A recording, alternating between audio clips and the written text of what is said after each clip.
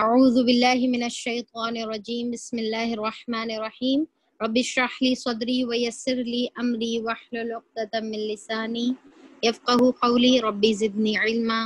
اللہم فقہنا فی الدین اللہم انی اسألک علما نافعا ورزقا طیبا وعملا متقبلا اللہم انفعنا بما علمتنا وعلمنا ما ينفعنا وزدنا علما اللہم انی اعوذ بک من علم لا ينفع ومن قلب لا يخشع ومن نفس لا تشبع ومن دعوة لا يستجاب لها ربي يسر ولا توسر وتمم بالخير وبك نستعين يا فتاح يا فتاح اللهم لا سهل إلا ما جعلته سهلا وأنت تجعل الحزن إذا شئت سهلا اللهم إنا نسألك علما نافعا ورزقا طيبا وعملا متقبلا اعوذ باللہ من الشیطان الرجیم بسم اللہ الرحمن الرحیم ہم لوگ کے سورہ احزاب کے آیت نمبر 20 تک ہو گیا تھا. تو چلیے میں فہم قرآن کے ڈے 92 میں آپ سب کا استقبال کرتی ہوں. تو ہم آج انشاءاللہ 21 سورہ احزاب کی آیت نمبر 21 سے ہم لوگ سٹارٹ کریں گے. تو کل ہم لوگ جنگ خندق کے بارے میں الحمدللہ کافی ڈیٹیل ہم لوگوں نے پڑھا تھا، اور پھر جنگ بنو قریظہ کے بارے میں بھی ہم لوگ بیک گراؤنڈ دیکھیں، اور اس کی آیتیں ابھی آنے والی ہیں انشاءاللہ، آگے ہم لوگ اس سے ریلیٹڈ آیتیں پڑھیں گے. تو یہ دونوں چیزیں تھیں، اور ہوپ فلی آپ لوگوں کے لیے پورا نقشہ جو ہے بہت زیادہ کلیئر ہو گیا ہوگا کہ کس طریقے سے جنگ خندق پیش آئی، اور غزوہ بنو قریظہ کے جو ہے کیا حالات بنے، اور ان کا کس طریقے سے جو یہود کا جو قبیلہ تھا بنو قریظہ ان کا کیا انجام ہوا. یہ تمام چیزیں ہم لوگ کل ڈسکس کریں. اور پھر کل ہم کافی جو ہے منافقین کی صفات کے بارے میں ہم لوگ دیکھے. کل آپ لوگوں کی فلیش کوئز کا سوال بھی تھا نا کہ کوئی ایک منافق کی صفت جو ہے مینشن کریے. تو میں چاہ رہی تھی کہ آپ لوگ آیت نمبر قرآن اگر آپ لوگوں کے سامنے ہے تو پھر آیت نمبر 10 آپ لوگ نکالیے، آیت نمبر 10. ٹھیک ہے، تو وہاں سے میں اب آپ لوگوں کو جو ہے وہاں پر ترجمے کی اگر قرآن ہے سامنے تو وہیں پر پوائنٹ آپ کرتے جائیے، 1 2 3 آپ جو ہے پوائنٹ آؤٹ کرتے جائیے. تو دیکھیے کہ منافقین کی کافی صفات اس کے اندر بتائی گئی ہے، اور اس کو جاننا اسی لیے ضروری ہے کیونکہ ہم اپنے اندر یہ صفات کہیں پیدا نہ ہو، یہ ہم کو دیکھ ایسی چیزوں سے جو ہے بچنے کی کوشش کرنا ہے. کیونکہ نفاق اور منافقت یا منافق کہتے کس کو ہے؟ جو انسان اسلام کا اور کلمہ پڑھ کر اسلام کا دعویٰ کرتا ہے پر دل سے جو ہے اس کا ایمان جو ہے دل میں اس کا پختہ نہیں رہتا، صرف ظاہری طور پہ دکھانے کے لیے وہ ایمان لاتا ہے. تو اب دیکھیے کہ ہم لوگ بھی کیونکہ پیدائشی مسلمان ہیں الحمدللہ، اس بات کا تو بہت بڑا احسان ہے، پر یہ نہیں ہو جانا کہ ہمارا جو ایمان ہے وہ ہمارے حلق سے نیچے نہ اترے، صرف زبان سے کلمہ ہو اور دل میں ایمان نہ ہو. تو اللہ نہ کرے اس طریقے کی بات ہو، تو پھر ہم کو بہت زیادہ احتیاط کرنا ہے کہ نفاق کی کوئی صفت، کوئی جو ہے ان کی جو چال ہے وہ ہمارے اندر نہ آئے. تو پہلی جو صفت یہاں پر آیت نمبر 10 میں بتائی گئی ہے وہ یہ ہے کہ جبھی بھی اسلام کے اوپر کوئی بات آتی تو ان کو اس کا ڈٹ کر مقابلہ نہیں کرتے، بلکہ خوف سے ان کی آنکھیں پھترا جاتی اور کلیجے جو ہے منہ کو آ جاتے. دوسرا کہ وہ طرح طرح کے گمان جو ہے اللہ تعالیٰ کے بارے میں اور اللہ تعالیٰ کے رسول کے بارے میں وہ کرتے ہیں. تیسرا ان کا قول کیا تھا کہ رسول اللہ کا اور رسول کا وعدہ جو تھا وہ فریب کے سوا کچھ نہیں تھا. چوتھا چیز کیا تھی کہ وہ یہ بولے کہ اے اہل یثرب پلٹو، پلٹ چلو، یعنی کہ پیٹ پھیر کر وہ میدان جنگ سے بھاگنے کے لیے تیار ہو گئے. پھر پانچویں جو خصلت ان کی تھی وہ یہ تھی کہ بار بار آ کر آپ صلی اللہ علیہ وسلم کے سامنے رخصتیں طلب کرتے تھے کہ ہمارے گھر جو ہے غیر محفوظ ہے، لہٰذا ہم کو جانے کی اجازت دو. تو وہ ایکچولی کیا ہے، بھاگنا چاہتے تھے اپنی یہ ذمہ داری سے. پھر جو ہے 6 یہاں پر کیا ہے کہ وہ جب بھی ان کو اگر موقع ملا کوئی دھوکے بازی کا تو پھر وہ فتنے کی طرف دعوت اگر ان کو دی جائی تو وہ بالکل لپک لپک کر جو ہے اسلام کے خلاف دھوکہ بازی کرنے کے لیے وہ تیار ہو جاتے، یعنی کہ ان کا ایمان بہت بکاؤ رہتا اور وہ اپنے ایمان کو بیچ کر اسلام کو خطرے میں ڈالنے کے لیے تیار ہو جاتے۔ پھر 7 صفت کیا ہے کہ جو بھی عہد انہوں نے کیا تھا وہ عہد سے منہ پھیر گئے۔ 8 صفت کیا بتائی گئی کہ موت سے بہت زیادہ ڈرتے تھے اور موت سے بھاگنے کی ہمیشہ کوشش کرتے تھے، یعنی کہ موت کا خوف ان کے دلوں پر بہت زیادہ طاری تھا۔ پھر 9 صفت کیا ہے کہ وہ اسلام کے معاملے میں یا دین کے معاملے میں رکاوٹیں ڈالتے اور پھر دوسروں کو بھی اس سے روکنے کی کوشش کرتے اور بولتے کہ اپنے بھائیوں سے کہتے کہ ہماری طرف آؤ، یعنی کہ خود بھی رک رہے اور دوسروں کو بھی اس پہ روکنے کی کوشش کر رہے۔ اگر جنگ میں شریک بھی ہوتے، ٹھیک ہے، کون سی صفت چل رہی ہے ہم لوگ کی؟ 10th بولی میں، 9th بولی، تو اگر 9th بولی تو پھر یہ 10th ہے۔ تو جو ہے وہ نام گرانے کے لیے حاضر ہوتے، یعنی کہ صرف نام ان کا مقصد ہوتا، ورنہ پھر جو ہے حقیقت میں انہوں کوئی ایفرٹس اس کے اندر جو ہے نہیں لگاتے۔ پھر 11 صفت سخت بخیلی ہوتی ہے ان کے اندر، یعنی کہ محبت جو ہے، پیسوں کی محبت ان کے اندر زیادہ ہوتی ہے، حرص بہت زیادہ ہوتی ہے۔ یہ جو شحا کا جو ورڈ آیا ہے آیت نمبر 19 جو ہم دیکھ رہے، آیت نمبر 18 کے بعد جو فرسٹ ورڈ ہے اشیحتن جو ورڈ ہے، یہ شحا سے ہے۔ تو شحا کا مطلب کیا ہے؟ ایکسٹریم کنجوسی رہنا اور بے انتہا کی پیسوں کی حرص رہنا، یہ دونوں صفت جس کے اندر رہتا تو اس کو شحا کہتے ہیں۔ تو اللہ تعالیٰ بتا رہے کہ ان کے اندر یہ شح والی صفت ہوتی ہے۔ پھر اس کے بعد 12th والی یہ ہے کہ جب مصیبت پڑتی ہے تو دور ہٹتے ہیں، پر جب خطرہ ٹل جاتا ہے تو خیچیوں کی طرح زبانیں چلاتے ہوئے استقبال کرنے کے لیے آ جاتے ہیں اور ان کے دلوں میں ایمان نہیں رہتا۔ آخری صفت کیا ہے کہ ان کے دلوں میں جو ہے ان کے دل ایمان سے خالی ہوتے ہیں۔ تو دیکھیں کہ یہ تمام صفات میں اسی لیے آپ لوگوں کو ایک بار پھر سے جو ہے گنائی تاکہ ہم یہ تمام صفات سے بچیں اور نفاق کی کوئی خصلت اپنے اندر آنے نہ دے۔ اس کے بعد کیا ہے کہ آیت نمبر 21 جو ہم لوگوں نے کل جس کے بارے میں ذکر کری تھی تو وہ پڑھتے ہیں اعوذ باللہ من الشیطان الرجیم بسم اللہ الرحمن الرحیم لقد كان لكم في رسول الله أسوة حسنة لمن كان يرجو الله واليوم الآخر وذكر الله كثيرا۔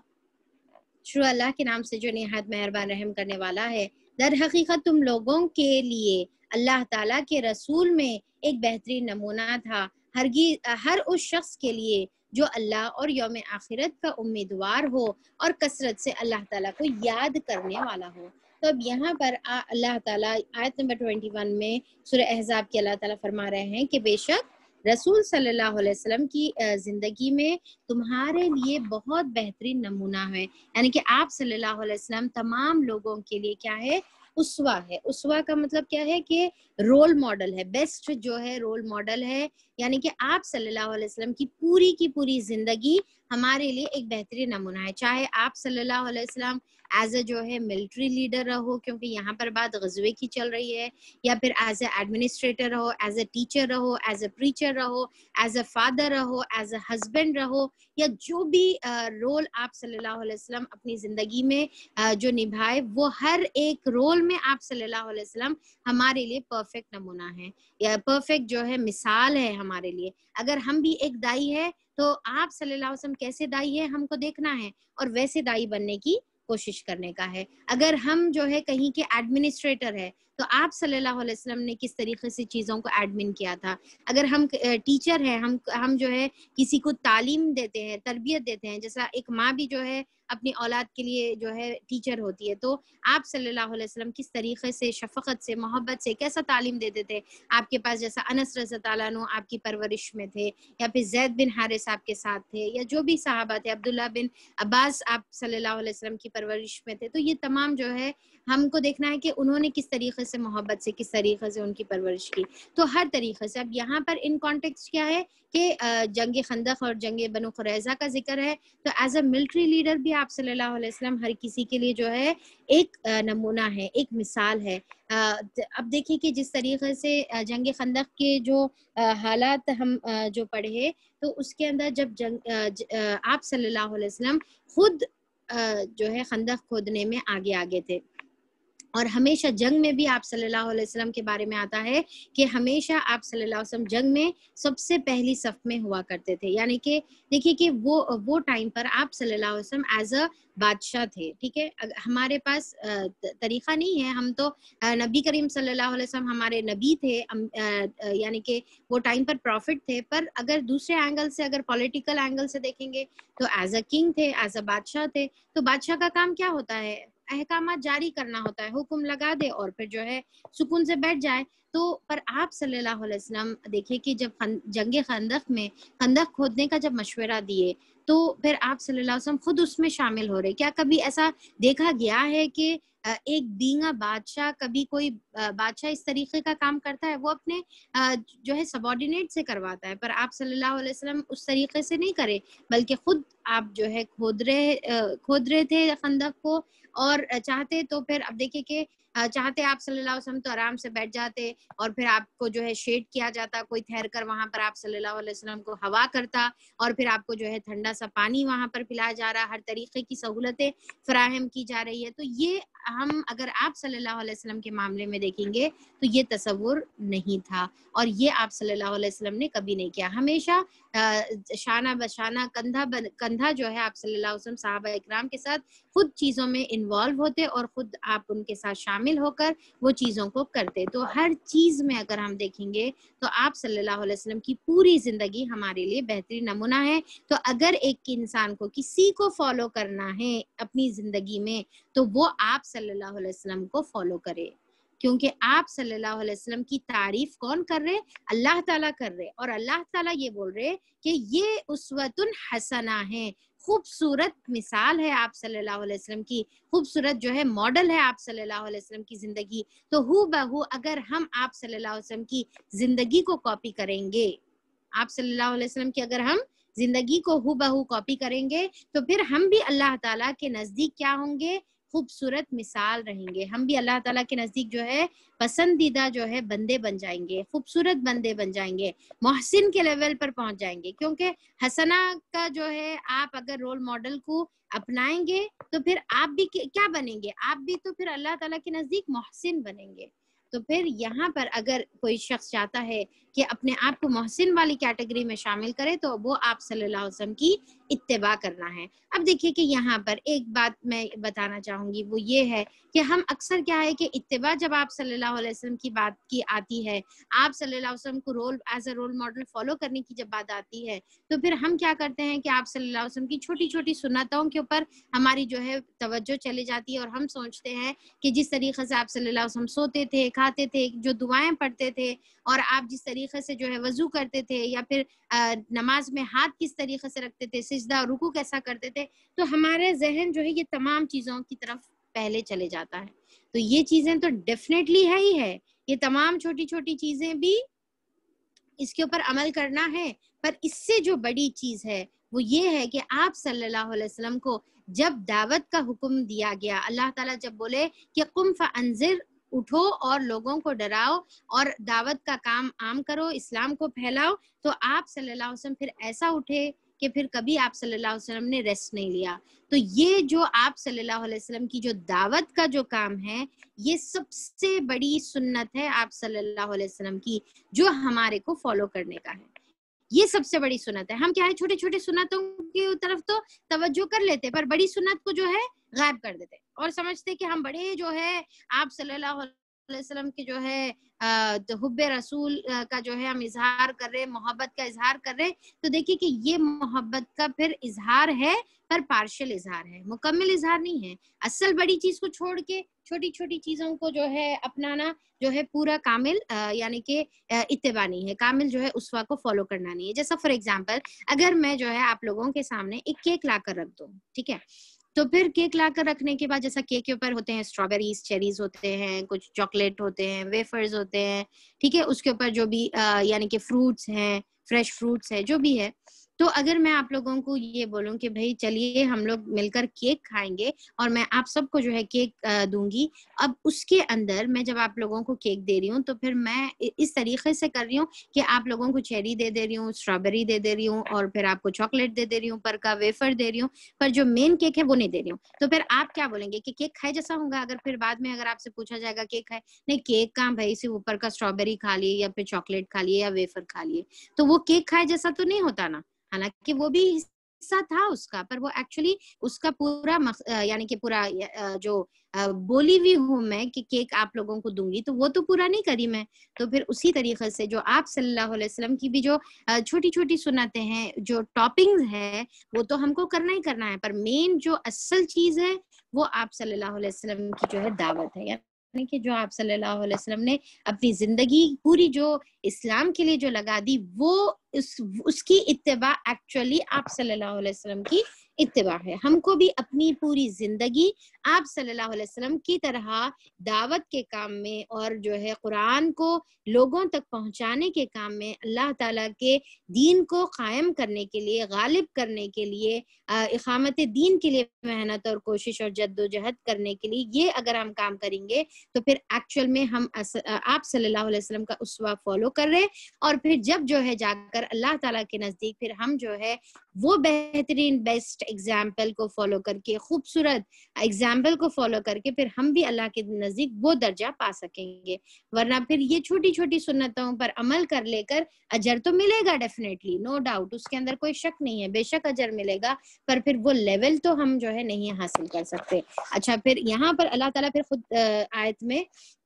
کوالٹیز بتا رہے کہ کون آپ صلی اللہ علیہ وسلم کی زندگی کو اسوہ لیتے ہیں. تو پہلی جو صفت ہے، پہلی جو کنڈیشن بولیں گے یا صفت بولیں گے، وہ یہ ہے کہ ہر اس شخص کے لیے آپ صلی اللہ علیہ وسلم کی زندگی بہترین نمونہ ہے جو اللہ تعالیٰ پر اور یوم آخرت کی امیدوار ہے. یعنی کہ جو اللہ تعالیٰ کے اوپر جو ہے ایمان لاتا ہے اور آخرت میں اللہ تعالیٰ کے سامنے ٹھہرنے کی امید رکھتا ہے، وہ آپ صلی اللہ علیہ وسلم کو اپنے لیے اسوہ بنائے گا. اور دوسرا کیا ہے؟ جو اللہ تعالیٰ کا کثرت سے اللہ تعالیٰ کو یاد کرتا ہے، ذکر اللہ کثیرا، اللہ تعالیٰ کو کثرت سے یاد کرتا ہے. اب دیکھیے کہ ذکرہ کے معنی میں جب بھی اللہ تعالیٰ کا ذکر کرنا جب بھی آئے گا نا، تو آپ یہ دو چیزیں ذہن میں رکھنے کا ہے. ذکر کے معنی نہیں بتا رہی ہوں میں یہاں پر، میں یہ بتا رہی ہوں کہ اس کا کیا مطلب ہم سمجھیں گے. ایک تو ذکرہ کا مطلب یہ سمجھیں گے کہ بھئی ذکر کرنا، کہ اللہ تعالیٰ کا جس طریقے سے سبحان اللہ، الحمدللہ، اللہ اکبر پڑھے، تو یہ ذکر ہو گیا. دوسرا ذکر کا معنی کیا لیتے ہیں ہم؟ قرآن لیتے ہیں، تو قرآن کا پڑھنا یہ بھی جو ہے ذکر ہو گیا. اب یہاں پر اور ایک جو معنی نکلتا ہے اللہ تعالیٰ کو یاد کرنے کا مطلب یہ ہے کہ صرف تسبیحات پڑھ کے یاد نہیں کرنا، بلکہ زندگی کے ہر عمل میں اللہ تعالیٰ کو یاد رکھتے ہوئے وہ زندگی کا عمل کرنا. یعنی کہ اب جو بھی عمل آپ زندگی میں کر رہے ہیں، ہم کو یہ ذہن میں رہنا ہے کہ اس کے بارے میں اللہ تعالیٰ کی کیا رہنمائی ہے، اللہ تعالیٰ نے اس کے بارے میں مجھے کیا گائیڈ کیا ہے، تو وہ ہم کریں گے. تو پھر یہ کیا ہے؟ اصل میں اللہ تعالیٰ کی یاد ہے. تو پھر اللہ تعالیٰ یہاں پر بتا رہے کہ اللہ کے نبی کو بہترین رول ماڈل اپنے لیے کون لیتے ہیں؟ وہ جو اللہ پر یقین رکھتے ہیں، ٹھیک ہے، اور یا پھر اللہ تعالیٰ سے ملنے کی امید ہے اور آخرت کی جو ہے یقین ہے کہ دوبارہ اٹھنا ہے. تو اور پھر تیسرا کیا ہے کہ جو اللہ تعالیٰ کو کثرت سے جو ہے اپنی زندگی میں یاد رکھتے ہیں، ایسے لوگ اللہ تعالیٰ کے نبی کو اپنا بیسٹ رول ماڈل بناتے ہیں. اور سچے مومنوں کا حال اس وقت یہ تھا کہ جب انہوں نے حملہ آور لشکروں کو دیکھا تو پکار اٹھے. تو اب دیکھیے کہ یہاں پر آیت نمبر 22 میں اللہ تعالیٰ اس سے پہلے جتنے بھی آیتیں گزری اس میں منافقین کا رد عمل، جنگ بدر کے ٹائم پہ منافقین کا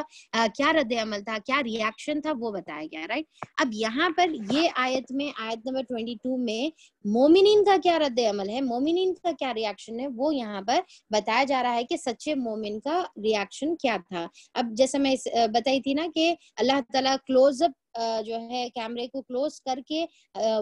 وہ منافقین کے چہرے کے ایکسپریشنز اور پھر جو ہے دل کی کیفیت، آنکھوں کا ایکسپریشن، ہر چیز اللہ تعالیٰ کیپچر کرے۔ اب یہاں پر مومنوں کی دیکھیں کہ کیا اللہ تعالیٰ کس طریقے سے پکچرائز کر رہے ہیں۔ اور سچے مومنوں کا حال اس وقت یہ تھا جنگ خندق کے ٹائم پہ کہ جب انہوں نے حملہ آور لشکروں کو دیکھا تو پکار اٹھے یہ وہی چیز ہے جس کا اللہ تعالیٰ اور اس کے رسول صلی اللہ علیہ وسلم نے ہم سے وعدہ کیا تھا۔ اب یعنی کہ جیسا انہوں یہ آزمائش میں مبتلا ہوئے، ہر جگہ سے سڈنلی ان کو معلوم ہوا کہ جو ہے 10,000 کا لشکر ان کے اوپر چڑھائی کر رہا ہے، انہوں اپنی طرف سے جو محنت کر کے تیاری کر سکتے تھے جلدی تیاری کرے۔ اس کے بعد بھی جو ہے پھر معلوم یہ ہوا کہ پیچھے سے بنو قریظہ بھی جو ہے غداری کے اوپر اتر آئے ہوئے ہیں، تو ہر جگہ سے ہم پیچھے جا رہے، دو جگہ سے دو یعنی کہ چکی کے باٹ کے بیچ میں جو ہے پھنس گئے۔ تو پھر یہاں پر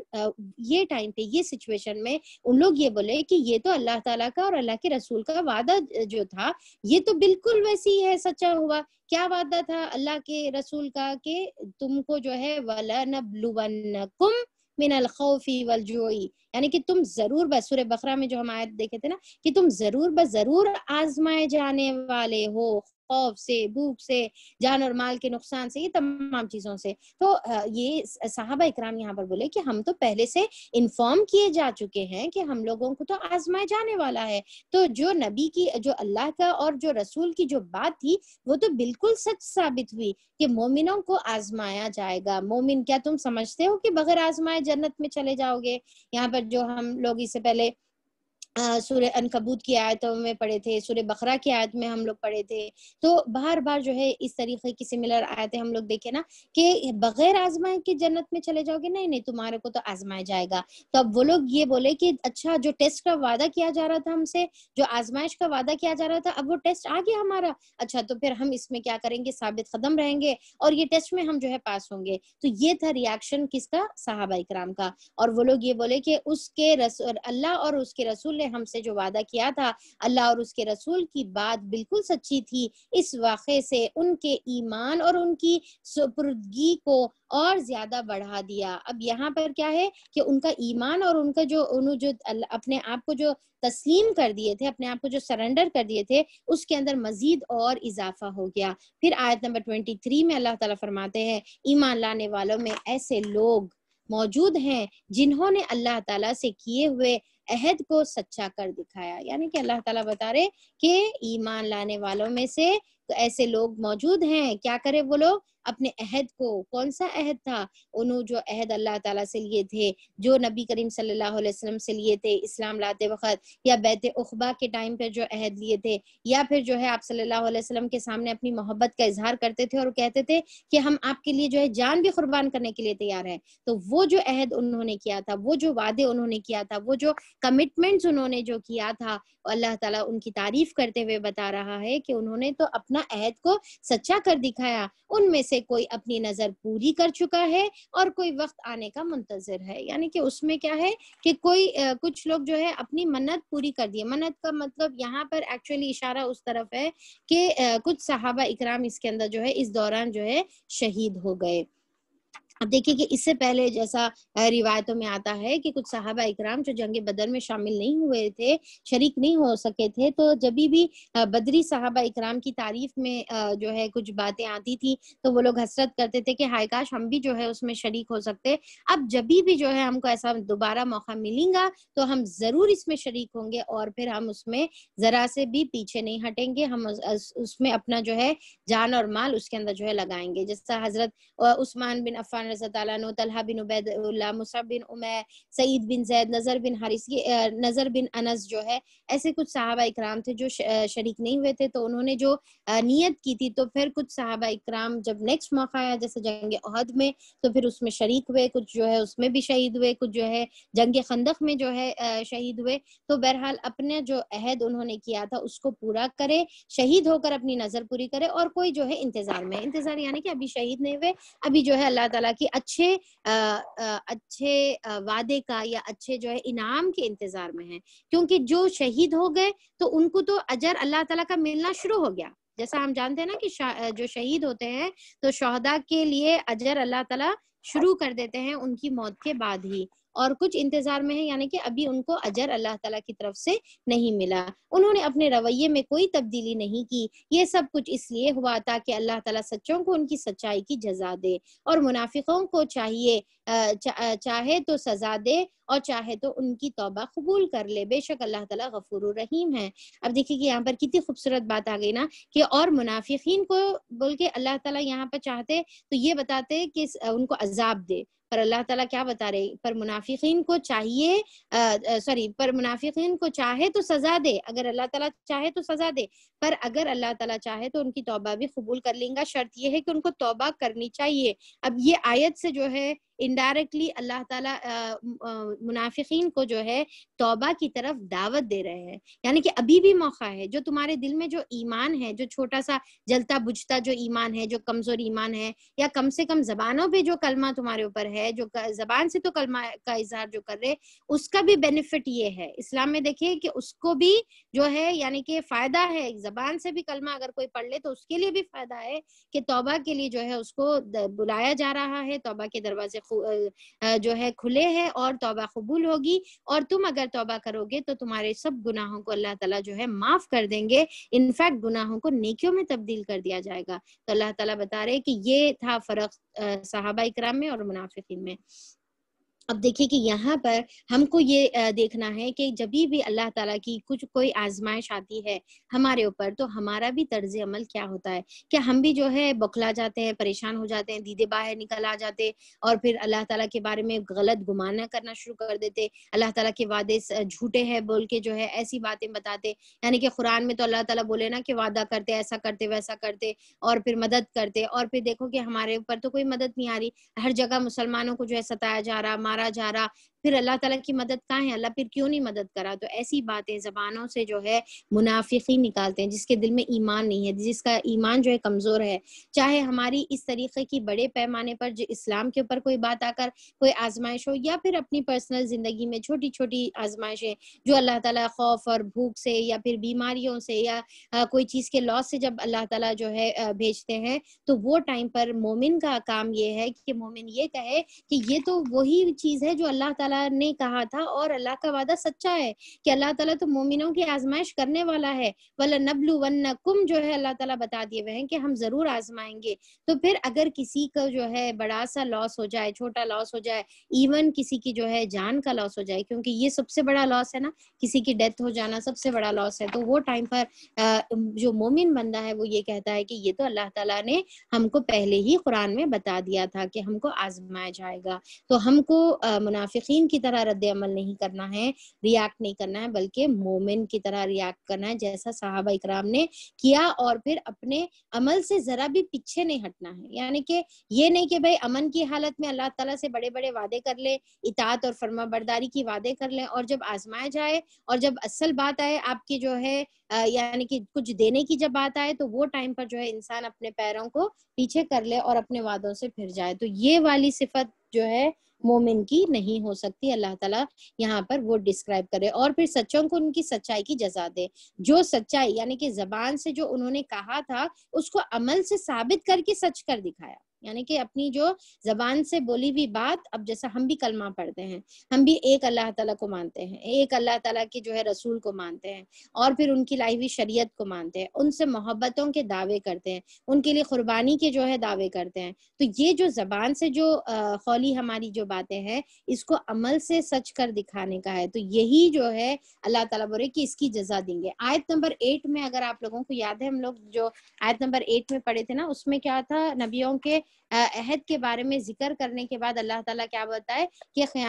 تاکہ جو ہے سچوں کی سچائی کے بارے میں سوال کیا جائے گا. یعنی کہ آخرت میں جو ہے اللہ تعالیٰ یہی سوال کریں گے کہ تم جو زبانوں سے عہد لیے، چاہے وہ عہد الست رہو یا کلمہ پڑھ کے عہد لو یا قرآن کے ساتھ جو ہے اللہ تعالیٰ سے دعائیں کرتے وقت عہد کرو، تو پھر اس کا جو ہے آخرت میں سوال ہونے والا ہے. اور پھر جیسا جو ہے سوال ہوگا تو جو جیسے اعمال کریں گے ان کے اس کے حساب سے جو ہے اللہ تعالیٰ جو ہے اجر عطا فرمائیں گے. اور پھر اللہ تعالیٰ آیت نمبر 20 جو ہے 5 میں اللہ تعالیٰ فرماتے ہیں اللہ تعالیٰ نے کفار کا منہ پھیر دیا، وہ کوئی فائدہ حاصل کیے بغیر اپنے دل کی جلن لیے یوں ہی پلٹ گئے. تو اب اللہ تعالیٰ یہاں پر بتا رہے کہ جو کفار مکہ جو آئے تھے بنو غطفان اور بڑے لشکر جو 10,000 کا لشکر آیا, اللہ تعالیٰ نے کیا کیا, ان کے منہ کو پھیر دیا اور بغیر کوئی فائدہ, یعنی کہ جنگ بھی حاصل نہیں ہوئی, ان کے دلوں کی جو جلن تھی, جو غصہ تھا وہ بھی نہیں نکل سکا, انہوں کچھ کسی کو نہ مار سکے نہ کچھ لوٹ سکے. جو خواب سجا کر آئے تھے کہ پورے اسلام کو ختم کر دیں گے, نبی کریم صلی اللہ علیہ وسلم اور صحابہ اکرام اور پورے جو ہے مدینے کا صفایا کر دیں گے, تو جو خواب سجا کر انہوں جو آئے تھے تو اللہ تعالیٰ انہی کے منہ پر وہ مار دیا اور وہ بغیر کوئی چیز کو پورا کرے وہ جو ہے پلٹ کر چلے گئے. اور مومنوں کی طرف سے اللہ تعالیٰ ہی لڑنے کے لیے کافی ہو گیا, یعنی کہ مومنوں کو لڑنے کی بھی ضرورت نہیں پڑی, اللہ تعالیٰ ایسا کافی ہو گیا. دیکھیں کہ کفى اللہ المؤمنین قتال, کہ اللہ تعالیٰ جو ہے کافی ہو گیا. تو کفا ایکچولی کس کو کہتے ہیں, کفا اس کو کہتے ہیں کہ اس طریقے سے کوئی چیز کے لیے کافی ہو جانا, سفیشینٹ ہو جانا کہ کوئی ضرورت پھر باقی نہ رہے, یعنی کہ پھر اس کے بعد کوئی ضرورت باقی نہ رہے. تو اللہ تعالیٰ پورے کا پورا مکمل طور پہ مومنوں کے لیے سفیشینٹ ہو گیا اور پھر ان کو لڑائی کی بھی ضرورت نہیں پڑی. آندھی آ کر تیز جو ہوا چلی, جو آندھی آئی, تو صحابہ اکرام کو تلوار نکالنے کی بھی ضرورت نہیں پڑی, اور اس کے بغیر ہی جو ہے فرشتوں کے ذریعے سے, آندھی کے ذریعے سے اللہ تعالیٰ نے ان کو وہاں سے بھگا دیا. اور اللہ تعالیٰ بڑی قوت والا ہے, چاہے تو ہزاروں جو ہے فرشتوں کو نازل کرے, چاہے تو جو ہے آندھی کا رخ جہاں پر چاہے وہاں پر موڑ دے. اللہ تعالیٰ بہرحال زبردست ہے اور خوب قوت اور طاقت والا ہے. پھر آیت نمبر 20 جو ہے 6 اور 27 میں بنو قریظہ کی طرف اشارہ ہے, جس کا بیک گراؤنڈ ہم آلریڈی پڑھ چکے ہیں, تو یہاں پر اس کا ذکر ہے. پھر اہل کتاب, ٹھیک ہے, کیونکہ بنو قریظہ کیا تھے, اہل کتاب کے گروپ میں سے ایک تھے. تین جو ہے اہل کتاب کے گروپ تھے شروع سے, یعنی کہ ہم لوگ جب قرآن پڑھنا شروع کریں, مدنی سورہ جو ہے بقرہ میں آپ لوگوں کو بتائی تھی, اور پھر بعد میں بھی جو ہے یہ سلسلہ جاری تھا. تو تین جو گروپس تھے, کوئی بتا سکتے کون سے تھے وہ تین گروپس؟ چلیے بتائیے.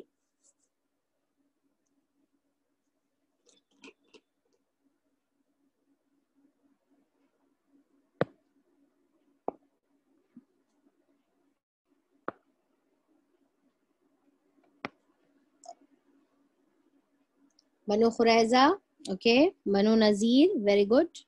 اور بنو قینقاع, ٹھیک ہے. بنو غطفان یہاں پر نہیں آئے گا, وہ مشرکین قبیلہ تھا.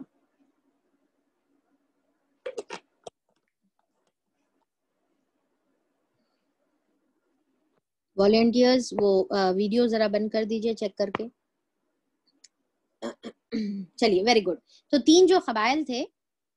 بنو نذیر, بنو قینقاع اور بنو قریظہ. تو یہاں پر اب یہ جو یہودی قبیلہ بنو قریظہ کی جو بات ہو رہی, پھر اہل کتاب میں سے جن لوگوں نے ان حملہ آوروں کا ساتھ دیا تھا, اللہ تعالیٰ ان کی گھڑیوں سے انہیں, یعنی کہ ان کے قلعوں سے انہیں اتار لایا. ان کے دلوں میں اس نے ایسا رعب ڈال دیا کہ آج ان میں سے ایک گروہ کو تم قتل کر رہے ہو اور دوسرے گروہ کو قید کر رہے ہو. یعنی کہ اللہ تعالیٰ کی طرف سے اللہ تعالیٰ نے ان کے دلوں میں ایسا ڈر پیدا کر دیا تھا کہ وہ لوگ خود جو ہے سرنڈر کرنے کے اوپر آمدہ ہو گئے, یعنی کہ سرنڈر کرنے کے اوپر تیار ہو گئے. تو اللہ تعالیٰ بولے کہ آج یہ ہوا کہ پھر سعد بن معاذ رضی اللہ عنہ کا جو فیصلہ تھا اس کے مطابق تم ایک گروہ کو قتل کر رہے ہو اور دوسرے گروہ کو قید کر رہے ہو. اس نے تم کو ان کی زمین اور ان کے گھروں اور ان کے اموال کا وارث بنا دیا. یعنی کہ تم کو کیا ہوا, وہاں پر بنو قریظہ کی وہ جو زمین تھی وہ پوری زمین تم وارث ہو گئے, ان کے پورے محلات, جو گھر تھے, جو قلعے تھے, جو گھڑیاں تھے, اس کے تم وارث ہو گئے, اور اس کے اندر کا جو اموال تھا جو بھی تھا اس کے تم وارث بنا دیے گئے. اور وہ علاقہ تمہیں دیا جسے تم نے کبھی پامال نہ کیا تھا, یعنی کہ تم جو ہے اپنی تلواروں سے اس کو حاصل نہیں کرے, بلکہ اللہ تعالیٰ بغیر وہ جو ہے کوئی لڑائی اور بغیر کوئی جدال کے, بغیر کوئی جنگ کے جو ہے اللہ تعالیٰ نے تم کو وہ جگہ عنایت فرما دی. کیونکہ بنو قریظہ جب سرنڈر کرے تو کوئی جنگ نہیں ہوئی, صحابہ اکرام کو کچھ بھی جنگ نہیں کرنا پڑا. تو اللہ تعالیٰ بتا رہے کہ بغیر اس کے اللہ تعالیٰ نے تم کو عطا کر دیا. اللہ تعالیٰ تو ہر چیز پر قادر ہے, یعنی کہ اللہ تعالیٰ جو چاہتا ہے وہ کرتا ہے, اور وہ اس کے اوپر قدرت بھی رکھتا ہے. اب دیکھیں کہ یہاں پر کچھ لوگوں کے ذہن میں یہ بات آ سکتی یا کبھی کوئی آپ سے اعتراض کر سکتے کہ بھئی یہ تو کتنا زیادہ ظلم ہے کہ اتنے پورے جو ہے مردوں کو قتل کر دیے, عورتوں اور بچوں کو جو ہے قید بنا لیے. اب دیکھیے کہ یہاں پر ایک تو پہلی چیز جیسا ہم لوگ کل دیکھے تھے نا کہ یہ ان کے ہی شریعت کے اکارڈنگ ان کا فیصلہ تھا, اور دوسرا غدار کا جو ہے ہر زمانے میں, چاہے آج کے زمانے میں رہو چاہے ہر زمانے میں رہو, ہر زمانے میں غداری کی جو سزا ہوتی ہے غدار کے لیے وہ سزائے موت ہی ہوتی ہے. اور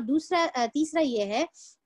کہ اگر ہم غور کریں گے تو انہوں جو کریٹیکل مومنٹ پہ جو غداری کرے تھے اس کی وجہ سے جو کانسیکوینسز ہو سکتے تھے وہ یہ تھا کہ مدینے میں قتل عام ہو سکتا تھا, پورے لوگ جو ہے مظلومانہ قتل کر دیے جا سکتے تھے, کیونکہ دونوں طرف سے جو ہے حملہ ہوتا تھا. ایک جنگ کی شکل نہیں ہوتی تھی بلکہ ایک جو ہے یہ زبردستی کے اٹیک کی شکل ہوتی تھی جس میں بچے, بڑے, بوڑھے, عورتیں سب جو ہے مارے جاتے تھے اور تمام لوگ جو ہے ختم ہو جاتے تھے. تو یہ جو ہے کریٹیکل ٹائم پر جو یہ لوگ غداری کرے تو ایکچولی یہ جو قتل ہوا یہ قتل عام, پھر یہ جو بعد میں ان کو جو قتل کی جو سزا دی گئی اس کی وجہ یہی تھی کہ جو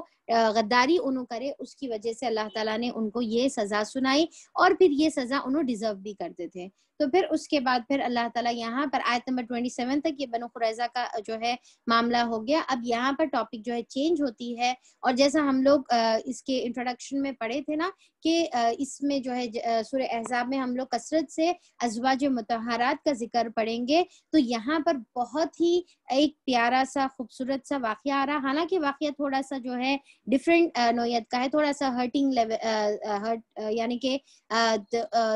جو ہے سیڈ واقعہ ہے, ٹھیک ہے, تھوڑا سا سیڈ واقعہ ہے, پر ہمارے لیے اس کے اندر بہت سبق ہے. اور پھر دوسرا یہ ہے کہ ساتھ میں یہ جو ہے آخری میں اس کی کنکلوژن یا اس کا جو اینڈنگ تھی وہ that was very happy ending, ٹھیک ہے. تو اب یہاں پر دیکھیے یہ خوبصورت واقعہ ابھی ہم لوگ پڑھیں گے جس کے اندر جو ہے آیت اس طریقے سے آ رہی ہے, آیت نمبر 28, ٹھیک ہے, آیت نمبر 28 میں اے نبی کریم صلی اللہ علیہ وسلم اپنی بیویوں سے کہو اگر تم دنیا اور اس کی زینت چاہتی ہو تو آؤ میں تمہیں کچھ دے دلا کر بھلے طریقے سے رخصت کر دوں, یعنی کہ دے دلا کر میں تمہیں جو ہے طلاق دے دوں, میں تمہیں جو ہے رخصت کر دوں, اپنی زوجیت سے تم کو جو ہے نکال دوں. اور اگر تم اللہ تعالیٰ اور اس کے رسول صلی اللہ علیہ وسلم اور دار آخرت کی طلبگار ہو تو جان لو کہ تم میں سے جو نیکوکار ہیں اللہ تعالیٰ ان کے لیے بڑا اجر مہیا کر رکھا ہے. تو اب یہاں پر سوال یہ پیدا ہوتا ہے کہ اتنی خطرناک آیت جس میں اللہ تعالیٰ نبی کریم صلی اللہ علیہ وسلم کو مخاطب کر کے اللہ تعالیٰ یہ فرما رہے ہیں کہ اے نبی کریم صلی اللہ علیہ وسلم آپ اپنی بیویوں کو بول دو, آپ اپنی بیویوں کو بتا دو کہ اگر تم جو ہے دنیا کی زینت چاہتی ہو تو تمہارے کو جو ہے میں کچھ دے دلا کر اپنی یعنی کہ میں تم کو طلاق دے دوں. یہاں پر بات طلاق کی ہو رہی ہے, یہاں پر بات جو ہے آپ صلی اللہ علیہ وسلم سے جو رشتہ تھا ان کا اس کے ختم کرنے کی بات ہو رہی ہے. تو اتنی بڑی بات, اتنی بڑی وارننگ بھائی کیوں آئی یہاں پر؟ تو اس کا جو ہے ہم کو تھوڑا سا بیک گراؤنڈ دیکھنا پڑے گا, اور بیک گراؤنڈ جب ہم دیکھیں گے تو پھر ہم کو سمجھ میں آئے گا یہ ایکچولی واقع ایلا کے نام سے سیرت میں جو ہے موجود ہے. تو ایلا کا مطلب کیا ہے؟ اپنے آپ سے دور کر دینا, علیحدگی اختیار کرنا, یعنی کہ ہسبینڈ اور وائف جو ہے اگر ایک دوسرے سے دور ہو گئے کسی ناراضگی کی بنا پر تو یہ جو ڈیوریشن ہے اس کو ایلا کہتے ہیں, یہ جو یعنی کہ سپریشن ہے اس کو ایلا کہتے ہیں. تو یہاں پر یہ ہوا کہ جب جیسا ابھی پریویسلی ہم جو بنو قریظہ کا پڑھے اور اس میں اللہ تعالیٰ کی جو یہ جو آخری آیت کا جو فقرہ ہم لوگ پڑھے کہ ان کے جو زمینات ہے, گھر ہے, اموال ہے, یہ تمام کا جو ہے کیا ہوا, مسلمان کیا ہو گئے, وارث بن گئے, ٹھیک ہے. تو اب یہ ہوا کہ بہت زیادہ مال غنیمت آیا بنو قریظہ کی طرف سے, تو وہ جو مال غنیمت ہے وہ تمام جو ہے صحابہ اکرام کے درمیان جو ہے تقسیم ہوا. کیونکہ جب جو ہے جیسا ہم لوگ اگر اس سے پہلے تھوڑا سا اور اگر ہم بیک گراؤنڈ دیکھیں گے ذہن میں تو ہم کو نا ایک اچھی کلیئر پکچر جو ہے سمجھ میں آتی ہے. ایک تو جب آپ صلی اللہ علیہ وسلم کی جب صحابہ اکرام مکے سے مدینہ تشریف لے کے آئے اور ہجرت کرے تو یہ صحابہ کو کیا بولتے بولی تھی میں کل, کوئی بتا سکتے؟ جلدی بولنا کوئی, جو مکے سے مدینے تشریف لے کر آئے. ویری گڈ, مہاجرون. اور جو مدینے میں تھے صحابہ اکرام جو ہیلپ کر رہے تھے ان کو کیا بولیں گے؟ انصار بولیں گے. ویری گڈ, ٹھیک ہے. تو یعنی کہ ابھی آپ لوگ ہوشیار ہیں, سو رہے نہیں. ویری گڈ, شاباش. تو جو مہاجرین تھے جب ان لوگ مدینے تشریف لے کر آئے تو ایک تو انہوں اپنی تمام مال اور دولت ہر چیز کو جو ہے چھوڑ کر مدینے آئے تھے. تو یہاں پر انہوں ایک تو پہلے فائنینشیل زبردست کرائسس میں آ گئے. پھر دوسرا جو مدینے میں جو صحابہ اکرام تھے انہوں اپنے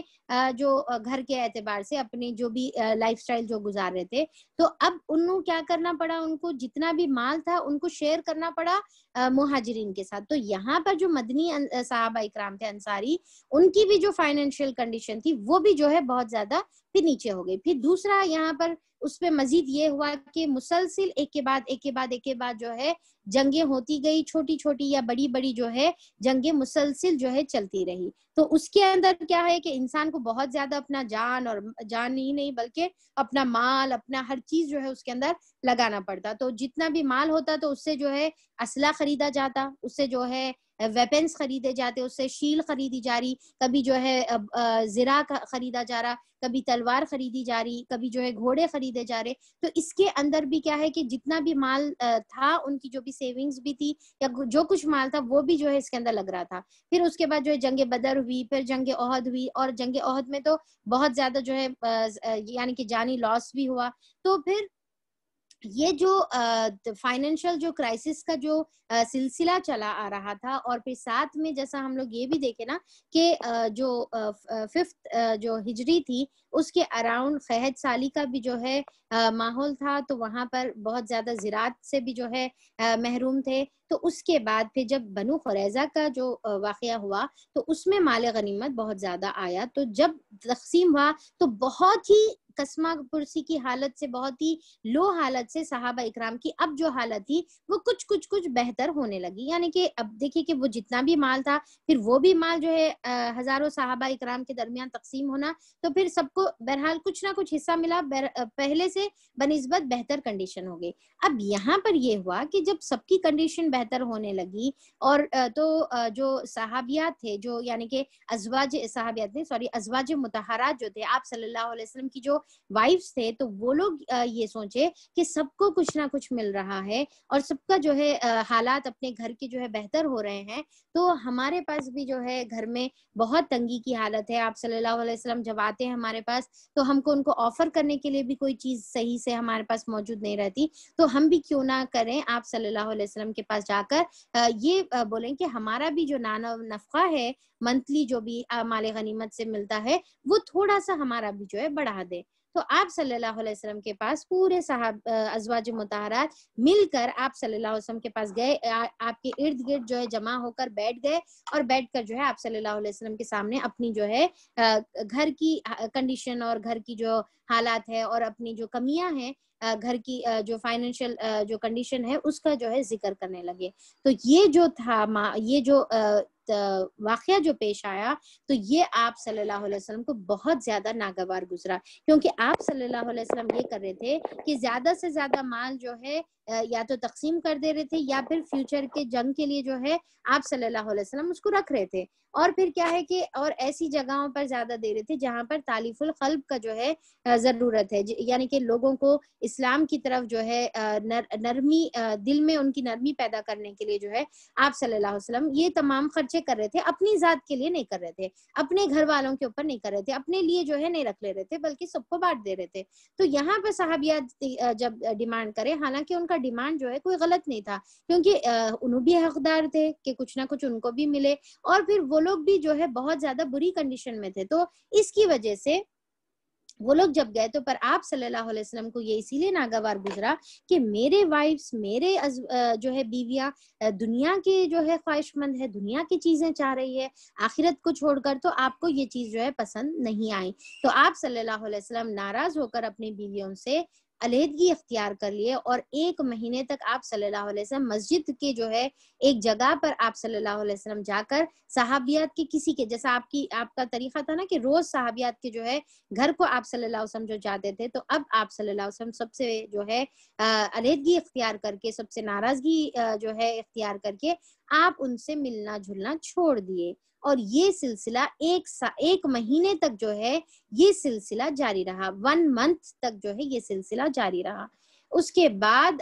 صحابیات جو ہے پریشان، اور امیجن کریے اب آپ صلی اللہ علیہ وسلم ناراض ہو کر جو ہے چلے گئے بولے تو آپ صحابیات کے دلوں پر جو ہے کیا گزر رہی تھی ہوں گی ہم سوچ بھی نہیں سکتے۔ پھر اس کے بعد یہ ہوا کہ 1 مہینے کے بعد اللہ تعالیٰ نے یہ آیتیں نازل فرمائی، یہ جو ابھی ہم جو آیت پڑھے نا، آیت نمبر سورہ احزاب کی آیت نمبر 28 اور 29، اللہ تعالیٰ نے یہ آیتیں نازل فرمائی اور اللہ تعالیٰ جو ہے یہ بتائے کہ اے نبی کریم صلی اللہ علیہ وسلم جاؤ اور جا کر جو ہے یہ بات جو ہے اپنے بیویوں کے سامنے رکھو اور ان کو یہ آپشن دو۔ کیا آپشن دو؟ کہ تم اب ڈیسائیڈ کر لو کہ تمہارے کو یہ 2 چیزوں میں سے کیا چیز ہونے کا ہے، اللہ تعالیٰ چاہیے، اللہ کا رسول چاہیے اور آخرت کی زندگی چاہیے ایک طرف، اور دوسری طرف جو ہے دنیا کی زینت، دنیا کا مال اور دولت اور سب۔ اگر تمہارے کو دنیا کی زینت ہونا ہے تو پھر ٹھیک ہے، آپ صلی اللہ علیہ وسلم جو ہے کچھ نہ کچھ ان کو دے دلا کر رخصت کر دیں گے، پر اب آپ جو ہے نبی کریم صلی اللہ علیہ وسلم کی زوجیت سے نکل جاؤ گی، اب تم جو ہے تم کو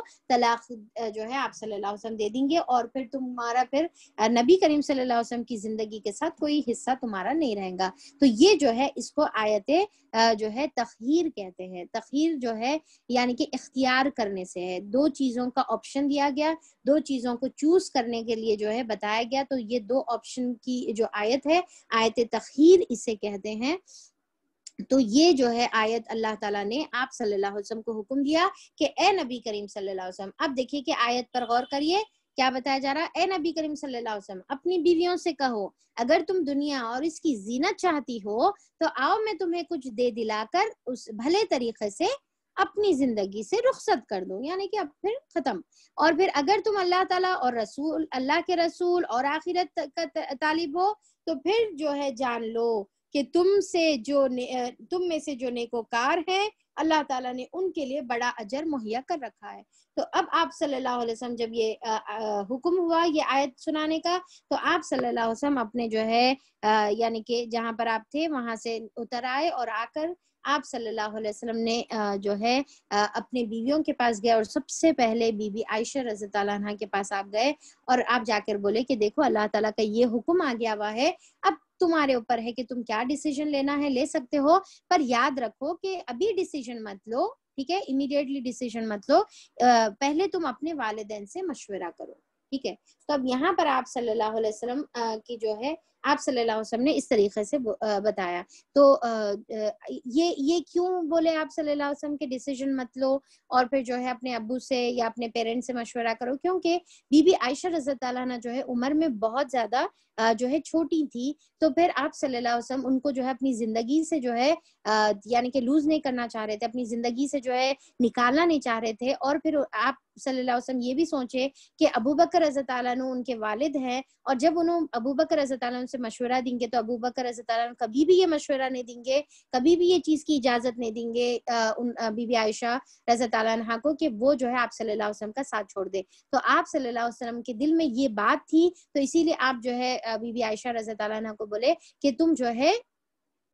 ابھی ڈیسیژن نہیں لینا جب تک کہ تم مشورہ نہ کر لو۔ تو پھر آپ صلی اللہ علیہ اب امیجن کریے کہ بی بی عائشہ رضی اللہ عنہا کی یا صحابیات کی جو کنڈیشن تھی وہ ٹائم پر کیا تھی ہوں گی کہ آپ صلی اللہ علیہ وسلم 1 مہینے سے بات نہیں کر رہے، دور ہیں، اس کے بعد اب آتے ہیں تو پھر یہ بات جو ہے سناتے ہیں، اتنی خطرناک والی بات سناتے ہیں، تو ویسے بھی جو ہے رو رو کر برا حال ہوا ہوگا صاحب ازواج مطہرات کا۔ تو پھر بی بی عائشہ رضی اللہ عنہا فوری بولی کہ اللہ کے رسول کیا مجھے اپنے والد سے یا اپنے والدین سے اس کے بارے میں مشورہ کرنے کی ضرورت ہے؟ کیا میں اتنا نہیں جان سکتی یا اتنا اپنے لیے جو ہے ڈیسیژن نہیں لے سکتی کہ مجھے اللہ تعالیٰ چاہیے، مجھے اللہ کا رسول چاہیے، اور مجھے آخرت کی زندگی چاہیے، آخرت کا گھر چاہیے، مجھے کسی کو پوچھنے کی ضرورت نہیں ہے اللہ کے رسول، مجھے آپ چاہیے۔ تو آپ بی بی عائشہ رضی اللہ عنہا نے فوری یہ بات کہا، اور اس پہ جو ہے آپ صلی اللہ علیہ وسلم بہت زیادہ خوش ہو گئے، اور اسی طریقے سے آپ نے تمام ازواج مطہرات کے سامنے جب یہ بات رکھی تو ہر کسی نے یہی جواب دیا کہ ہمیں اللہ تعالیٰ چاہیے، اللہ کا رسول اور دار آخرت چاہیے، آخرت کا گھر چاہیے، ہم یہ دنیا کی زندگی نہیں چاہتے۔ اب دیکھیے کہ یہ آیت سے ہمیں اتنے سارے اسباق ہم کو ملتے ہیں۔ پہلا تو یہ ہم کو سمجھ میں آتا ہے کہ آپ صلی اللہ علیہ وسلم سے اللہ تعالیٰ کی جو محبت تھی وہ ہم کو اس کے اندر نظر آتی ہے کہ اللہ تعالیٰ بالکل یہ بات کو جو ہے نہیں پسند کر رہے کہ آپ صلی اللہ علیہ وسلم کو کسی بھی طرف سے کہیں سے بھی کوئی بھی تکلیف جو ہے دے۔ تو جس طریقے سے آپ صلی اللہ علیہ وسلم پر پہلے اپنی جو ہے دعوت کی اور نبوت کی بہت بڑی ذمہ داری تھی، اب بیویاں کیا ہوتی ہیں؟ سورس آف سکون ہوتی ہیں، سکینت ہوتی ہے، جو ہم اسے پہلے سورہ روم میں پڑھے تھے نا کہ اللہ تعالیٰ ازواج کیوں بناتے ہیں، اسپاؤسز کیوں بناتے ہیں؟ تاکہ وہ ایک دوسرے کے لیے جو ہے مودت کا، سکینت کا، رحمت کا جو ہے ذریعہ بنے۔ تو اب یہاں پر ازواج مطہرات تو سکینت اور رحمت کا ذریعہ ہونا چاہیے تھا، اور پھر ان کی طرف سے جو ہے ایک چھوٹی سی جو ڈیمانڈ آئی، جو حالانکہ جو ہے غلط بھی نہیں تھی، پر پھر بھی اللہ تعالیٰ جو ہے یہ بھی چیز نہیں پسند کرے کہ آپ صلی اللہ علیہ وسلم کو جو ہے جہاں پر ایکسٹرنل آلریڈی بہت سارے پرابلمز ہے، تو اب انٹرنل کوئی پرابلم نہیں ہونا چاہیے۔ انٹرنلی آپ صلی اللہ علیہ وسلم گھریلو اعتبار سے تو کم سے کم پرسکون ہونا چاہیے۔ تو اللہ تعالیٰ یہاں پر اسی لیے وارننگ دیے تاکہ آگے پھر اس طریقے کا کوئی بات جو ہے ریپیٹ نہ ہو، کیونکہ ہم دیکھ رہے تھے نا کہ جہاں پر ایک تو جنگ پر جنگ ہو رہی ہے، ہر جگہ سے اٹیک ہو رہا ہے، دوسرا جو ہے منافقین بھی تو بیٹھ کر خاموش نہیں بیٹھ رہے تھے نا، ہر تھوڑے دن سے جو ہے ایک نیا ایشو ان لوگ جو ہے کریٹ کرتے تھے، کبھی بی بی عائشہ رضی اللہ عنہا پر بہتان لگا رہے، کبھی جو ہے کسی کے بارے میں برا بھلا کہہ رہے، کبھی آپ صلی اللہ علیہ وسلم کی کیریکٹر کے اوپر جو ہے انگلی اٹھا رہے۔ آلریڈی آپ صلی اللہ علیہ وسلم اتنے زیادہ پرابلمز میں گھرے ہوئے تھے، اب پھر اگر گھر سے بھی پرابلم ہوگی، اگر گھر سے بھی جو ہے اس طریقے کی جو ہے گھریلو ڈیمانڈ جو ہے آنے لگے گی، تو پھر یہ چیز جو ہے اللہ تعالیٰ نہیں چاہ رہے تھے، تو فوری اس کو جو ہے روکنے کے لیے اللہ تعالیٰ نے یہاں پر ایک وارننگ جو ہے جاری فرما دی۔ دوسرا یہ ہے کہ ازواج مطہرات جہاں پر اتنا بڑا شرف رکھتی ہیں، اتنا بڑا اللہ تعالیٰ نے ان کو اونچا مقام دیا ہے، تو جتنا بڑا شرف ہوتا ہے اتنی ہائی جو ہے ہائی لیول کے اوپر ہائی قربانی کی بھی ڈیمانڈ ہوتی ہے۔ تو اب یہاں پر اتنا بڑا شرف پر ان کی قربانیاں بھی جو ہے بہت زیادہ بڑی تھی۔ تو دیکھیے کہ بعض وقت ایسا ہوتا ہے نا کہ کچھ چیزیں جو دوسروں کے لیے جائز ہوتی ہے، کسی کے لیے جو ہے وہ چیز ناپسندیدہ یا گناہ بھی ہو سکتی ہے۔ اب دیکھیے کہ ایک بیوی کا اپنے شوہر سے کچھ اپنی کمی کا اظہار کرنا یہ کوئی بری بات نہیں ہے، پر کیونکہ ان کا لیول اتنا ہائی تھا، ان کے لیے بینگ ازواج مطہرات ان کو یہ جو ہے زیبا نہیں دیتا تھا، ان کو یہ سوٹ نہیں کرتا تھا کہ انہوں جو ہے اس طریقے کی ڈیمانڈ کریں۔ تو ان کے لیے یہ چیز جو ہے اتنی ناپسندہ، حالانکہ ایک جائز چیز ہے، پر اتنی ناپسندیدہ ہو گئی کہ اللہ تعالیٰ کی طرف سے جو ہے تا قیامت تک کے رہنے والی قرآن کے اندر وارننگ آ گئی۔ آپ امیجن کریے کہ اللہ تعالیٰ یہ بات جو ہے حدیث میں نہیں ملی، یہ بات ہم کو قرآن میں ملی، اور آخری زمانے تک ہر ایک انسان جو آنے والا ہے یہ آیتوں کو پڑھے گا، اور یہ آیتوں سے پھر اس کے بیک گراؤنڈ کو دیکھے گا، پھر بیک گراؤنڈ سے وہ صحابیات کی جو بھی کمی تھی وہ جو ہے سامنے آئے گی، پھر اس سے جو ہمارے لیے سبق ہے پھر وہ ہمارے کو اس کے اندر جو ہے ملے گا۔ تو اب یہاں پر دیکھیے کہ یہ چیز اللہ تعالیٰ نے کھل کر قرآن کے اندر جو ہے رکھ دی ہے، کیونکہ اس کے اندر جو ہے اللہ تعالیٰ کو بہت ساری چیزیں اس کے ذریعے سے سکھانا ہے۔ اور پھر ازواج مطہرات پھر کیا ہے کہ ہمارے لیے رول ماڈل بھی ہے، جہاں پر پریویس آیت میں جو ہے اللہ تعالیٰ بتائے نا، آیت نمبر 20 میں، آیت نمبر 21 میں سوری، کہ لقد کان لکم فی رسول اللہ اسوۃ حسنہ، تو رسول جو ہے اسوہ حسنہ ہے۔ پر کچھ چیزوں میں جہاں پر جیسی گھریلو چیزیں ہوتی ہے، تو جیسا لیڈیز کی چیزیں ہوتی ہے، تو اس میں تو اسوہ حسنہ آپ صلی اللہ علیہ وسلم جو ہے نہیں ہو سکتے، تو ازواج مطہرات ویسی چیزوں میں اسوہ حسنہ رہیں گی، جیسا باتیں ہیں، کوئی جو ہے پردے کی بات ہے، بیویوں سے ریلیٹڈ جو ہے کچھ باتیں ہیں، ہسبینڈ کے ریلیشن سے ریلیٹڈ باتیں ہیں، حیض اور نفاس سے ریلیٹڈ باتیں، یہ تمام چیزیں کہاں سے ملے گی ہم کو؟ آپ صلی اللہ علیہ وسلم کے ازواج مطہرات سے ملے گی۔ تو یہ جو اسوہ حسنہ ہے، تو اللہ تعالیٰ بتا رہے کہ دیکھو اس سے پھر تمہارے لیے جو ہے بہت سارے اسباق ہے۔ تو اب یہاں پر کیا ہے، ہم کو یہ سمجھ، اب دیکھیے کہ عورتوں کو کیا ہے یوزولی یہ رہتا نا کہ جو ہے لیڈیز کی اٹینشن یا لیڈیز کا جو مرکز رہتا وہ یہ رہتا کہ کیا پکانا ہے، کیا بنانا ہے، ناشتے میں کیا بنے گا، گھر میں کوتمیر ہے کیا نہیں ہے، ٹفن میں کیا بننا ہے۔ تو عورتوں کو جو ہے یوزولی یہ چیزوں کی جو ہے یعنی کہ دماغ میں رہتا، انہوں یہ بھول جاتے کہ میرے ہسبینڈ کی جو ہے کیا ریسپانسبلٹی ہے، انہوں کیا بڑا کام کر رہے۔ تو اگر ہمارے جیسا ہسبینڈ جو ہے جیسا آپ صلی اللہ علیہ وسلم کی یہ واقعے سے ہم کو جو سبق ملتا ہے کہ اگر ہمارے جو ہے ہسبینڈز اگر دیندار ہیں، اگر جو ہے وہ دین کے لیے کام کر رہے ہیں، وہ دین کے لیے بڑی بڑی جو ہے جد و جہد کوشش کر رہے ہیں، چیزیں جو ہے جد و جہد کر رہے ہیں، تو اس میں ہم بھی ان کو جو ہے ساتھ دینے کا ہے. اگر ہم بھی سیکریفائس کریں گے، ہم ان کو سپورٹ کریں گے، تو پھر ہم بھی جو ہے ایکولی ریوارڈ کے حقدار بنیں گے. تو یہاں پر اللہ تعالیٰ جو بتائے کہ اسپاؤس جو ہے ایک دوسرے کو کیا کرتے ہیں، سپورٹ کرتے ہیں. تو دین کے کام میں اگر ہم سپورٹ کریں گے، کیونکہ یہاں پر نبوت کی ذمہ داری کس کے اوپر تھی؟ آپ صلی اللہ علیہ وسلم کے اوپر نبوت کی ذمہ داری تھی. تو اب یہاں پر اللہ تعالیٰ یہ بتا رہے کہ بینگ اسپاؤسز، تمہارے ازواج مطہرات ہونے کے ناطے تم جو ہے تمہارے اوپر اگر نبوت نہیں بھی ہے تو تم نبی کی بیوی ہونے کے ناطے تم بھی وہ نبوت کی ذمہ داری اپنے اندر محسوس کرنا ہے. اور جیسے سیکریفائسز آپ صلی اللہ علیہ وسلم کرے ویسے تم بھی سیکریفائس کرنا ہے. تو پھر تمہارے کو بھی جو ہے ایکول جو ہے اجر ملے گا. اور پھر اللہ تعالیٰ نے ازواج مطہرات کو جو چنا تھا، وہ لوگ اپنے آپ کو خود ازواج بنائے آپ صلی اللہ علیہ وسلم کے؟ نہیں، اللہ تعالیٰ نے چنا تھا. تو یہ اللہ تعالیٰ کا آلریڈی ان کے اوپر فضل تھا کہ پوری دنیا کی عورتوں میں، یعنی کہ اول سے لے کر آخری عورتوں میں اللہ تعالیٰ نے پورے ارواحوں میں، یعنی کہ روح تو پورے جو ہے پہلے سے موجود تھے نا، تو وہ ارواحوں میں اللہ تعالیٰ نے پہلے سے ہی یہ بات ڈیسائیڈ کر لی تھی کہ میرے آخری نبی کی جو ہے یہ پہلی وائف رہے گی، یہ دوسری وائف رہے گی، یہ تیسری وائف رہے گی، اینڈ سو آن. تو یہ اللہ تعالیٰ کا سلیکشن تھا، یہ اللہ تعالیٰ کا فضل تھا. تو اس کی پھر اگر قدر نہیں کریں گے تو پھر دوسرے سے ریپلیس کر دیے جائیں گے. اللہ تعالیٰ یہ بات بتا رہے. اب دیکھیے کہ یہاں پر ہمارے لیے بھی بہت بڑا سبق ہے. کچھ چیزوں کے لیے جو ہے ہمارا کمال نہیں ہوتا ہے، اللہ تعالیٰ جو ہے ہم کو کچھ چیزوں کے لیے چن لیتے ہیں، ہمارے اندر وہ صلاحیت رکھ دیتے ہیں، یا وہ کام کے لیے جو ہے اللہ تعالیٰ ایسے مواقع فراہم کرتے ہیں، جو بھی ہے اس کے لیے اللہ تعالیٰ ہم کو چن لیتے ہیں. اب ایک بار چنے جانے کے بعد، ٹھیک ہے، یہ ایک تو پہلے تو چنے جانا بہت بڑا شرف ہے، بہت بڑی جو ہے اللہ تعالیٰ کی طرف سے جو ہے فضل اور کرم ہے. ایک بار چنے جانے کے بعد اگر ہم اس کی قدر نہیں کریں گے تو پھر اللہ تعالیٰ کیا کریں گے؟ ہم کو ریپلیس کر دیں گے اور دوسرے لوگوں کو جو ہے ہماری جگہ پر چن لیں گے. تو اللہ تعالیٰ یہاں پر وہی بتا رہے کہ تم کو رخصت کر دیا جائے گا اور تمہاری جگہ دوسروں کو لایا جائے گا. تو پھر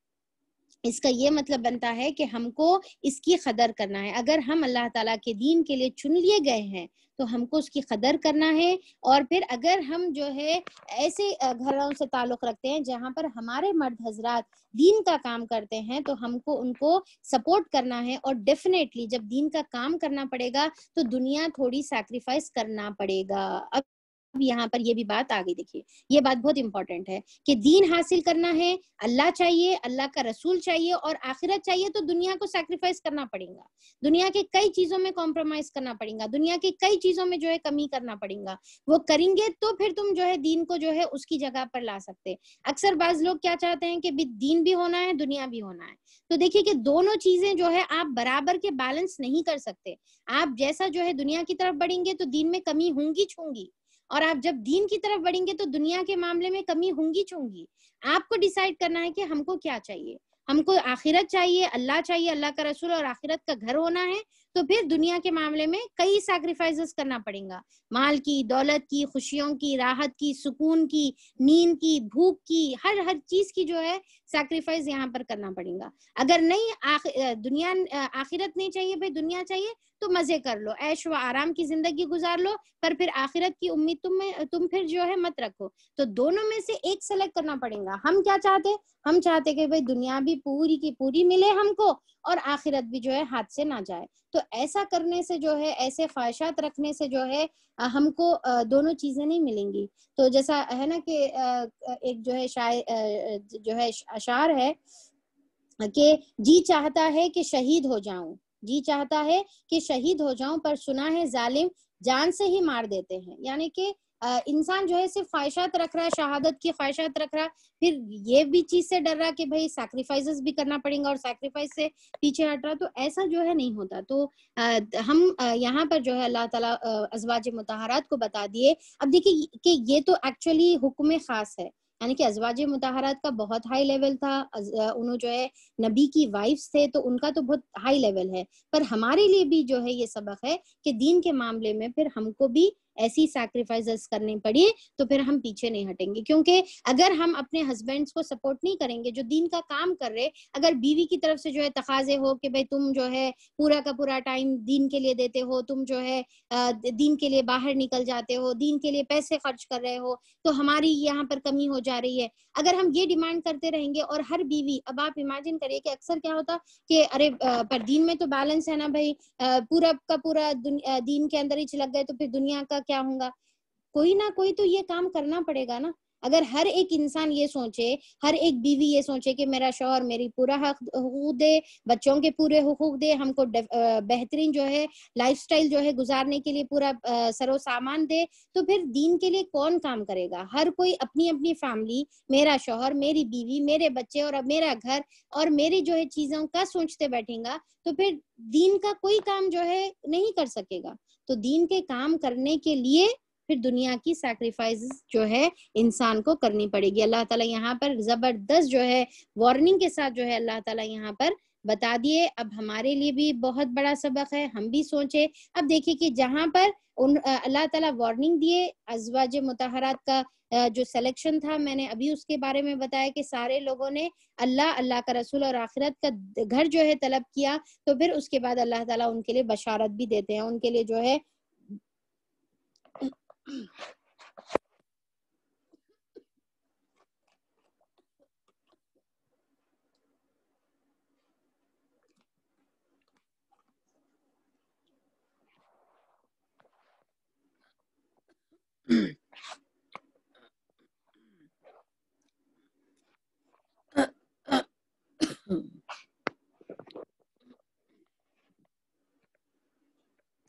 بسم اللہ الرحمن الرحیم. فَإِنَّ اللَّهَ أَعَدَّ لِلْمُحْسِنَاتِ, تو اب اللہ تعالیٰ یہاں پر کیا بتا رہے کہ محسنات کے لیے وعدہ ہے.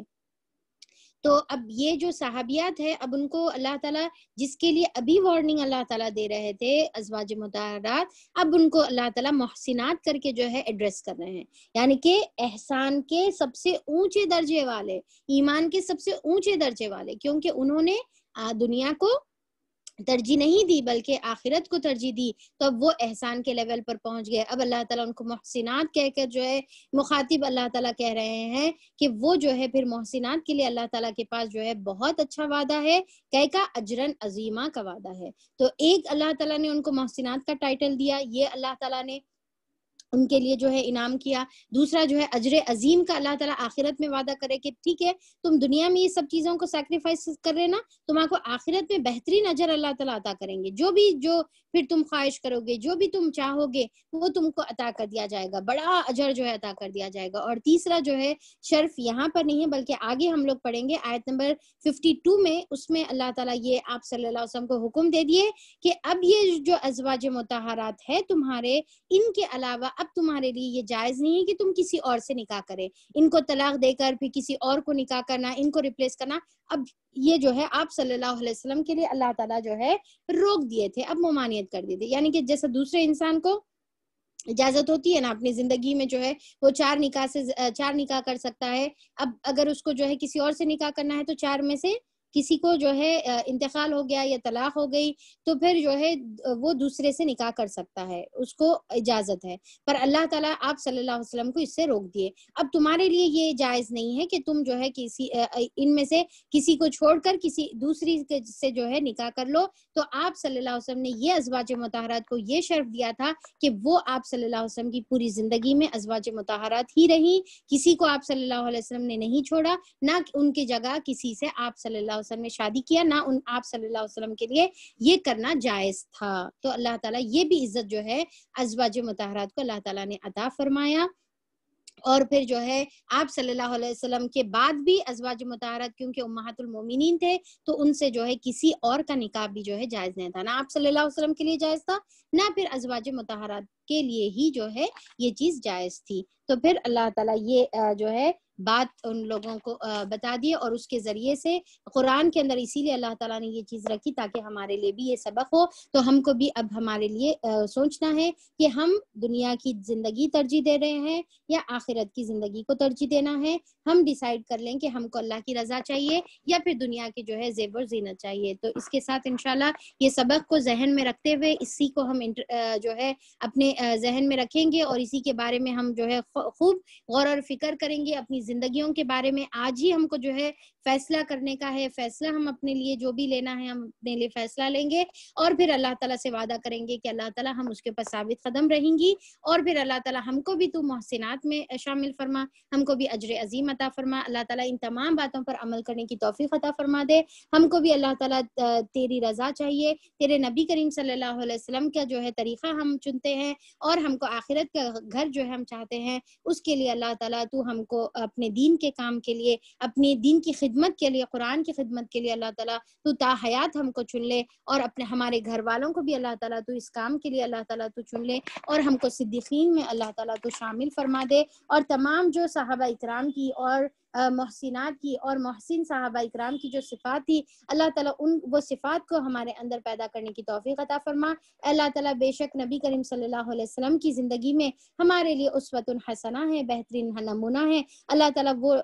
اسوہ حسنہ کو اپنی زندگی میں شامل کرتے ہوئے ان کی سیرت کے مطابق, ان کے کردار کے مطابق اپنی زندگیوں کو گزارنے والا بنا دے. اللہ تعالیٰ آپ صلی اللہ علیہ وسلم کا جیسا ایمان نصیب کر, آپ صلی اللہ علیہ وسلم کے جیسے اخلاق نصیب کر, آپ صلی اللہ علیہ وسلم کے جیسا